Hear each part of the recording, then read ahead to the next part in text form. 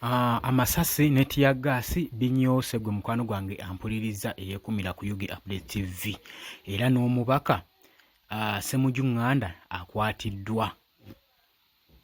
Mukwano gwange gwe yeekumira ku UG Updates nnyongera okubuuzaako nti okola kyamaanyi nnyo okubeera ku mayengo gano aga UG Update TV. Nkwebaza nnyo egyo yonna gy'otutuusaako engalo yonna yonna gy'osinzira okuba ng'otuwuliriza gwe mukwano gwange ali eyo asinzira ku UG Updates TV. Kutegeeza muganda wange gwe ali eyo omulwadde nkusaba busabi Mukama agende mu maaso n'okuba ng'akusuusa.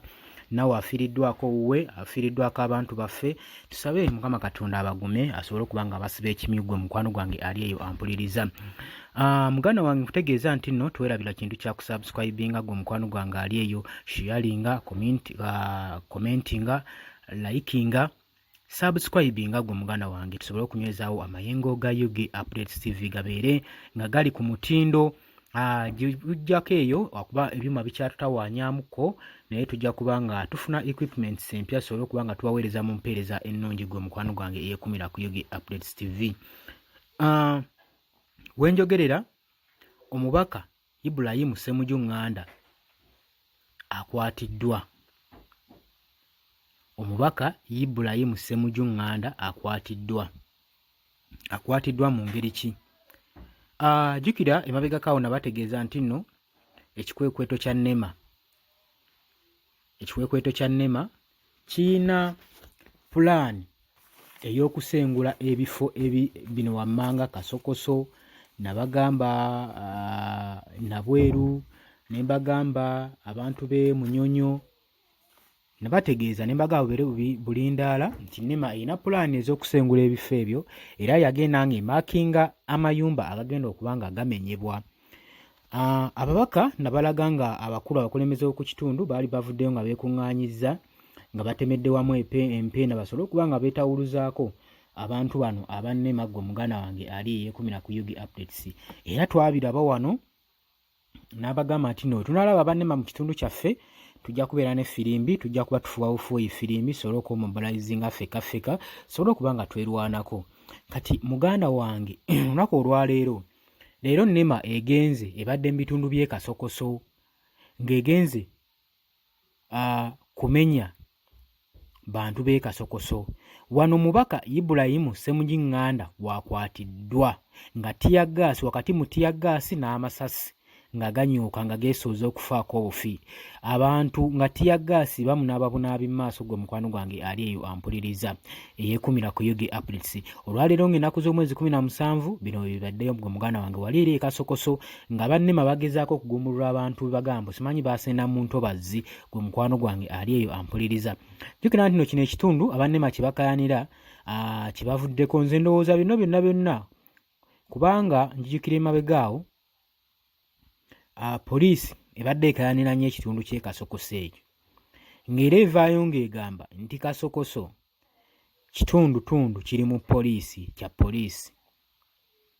Kaakati ate NEMA evuddeyo eyagala kusenda abantu abo nti simanyi bali mu ntobazzi. Kati yo NEMA oba poliisi yo yeetwala eby'entobazzi oba? Kyekibuuzo kye mbuuza.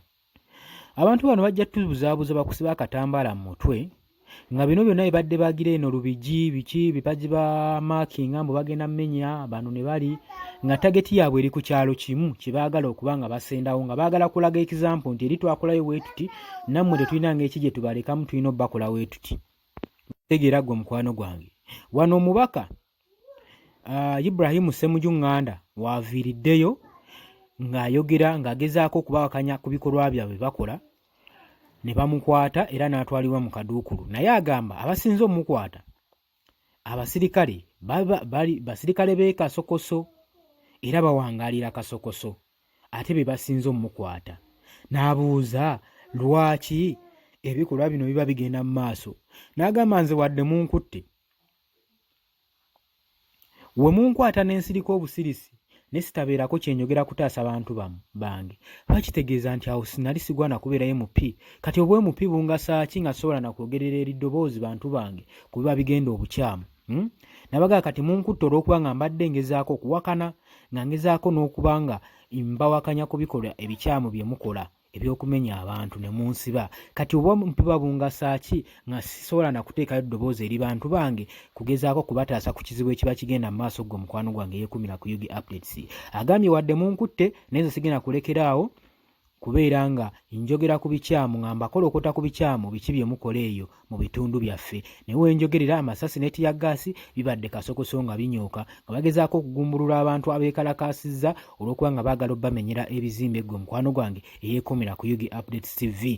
Nkutegeeza nti nno gano amawulire information eno ojja kuba ogifuna nga buli kadde. Ffe tujja kuba tukuwanga kasavu kanyama omanye ekigenda mu maaso n'eggwanga lyo. Oyinza okubeera eyo nga mama wabeera kasokoso, bazadde we babeera kasokoso, muba olinayo relative ye kasokoso nga tomanyi mbeera ki balimu. Muganda wange ali eyo naddala mmwe abaagenda okuba e Bulaaya ebyeyo. Kale nno kye tuba tubatuusaako information eno ne mubanga musobola okumanya ekigenda mu maaso mu ggwanga lyammwe kuba nammwe mukola omulimu ogw'amaanyi okukola ne muleeta ne mukulaakulanya eggwanga lyammwe. Kale bambi kye mbagaliza mugende mu maaso n'okuba nga mukakkalabya naye temwerabira ku subscribinga. Mbakubiriza mu subscribinge tusobole okuba nga tunyweza amayengo ga channel eno, tunyweze amayengo ga Yugi Updates TV.